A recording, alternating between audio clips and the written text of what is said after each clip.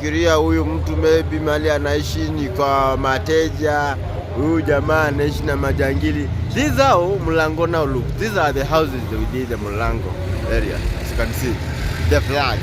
You see guys, Mlango is somewhere where you can raise your children, you can raise your family. Hapa ni mahali unaweza ishi na watoto wako na familia yako, kaishi vizuri bila matatizo yote. Manyumba ndizo hizo mazi, the new modern houses, as you can see. So leo nimeamua tu nionyeshe some part of the Mlango. This is now the face of Mlango. Ukiingia Mlango, those are kind of houses. Wasomali kusema kweli wamefanya some good investments, wameinvest, si unaona?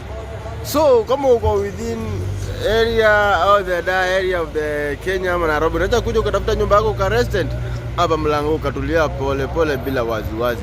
Hii ni Mlango, kuna all social amenities kama hospitali, wako na hospitals, wako na shule na wako na some technical institute.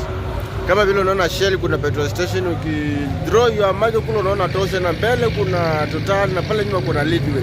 So guys, have no fear kukuja ku resident hapa Mlango. Mlango is a good place, hakuna wizi, hakuna nini. Security iko tight.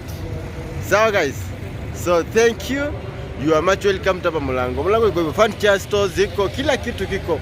They call me President Junior. AJ watching. Stay tuned, stay ahead. The modern Mlango now.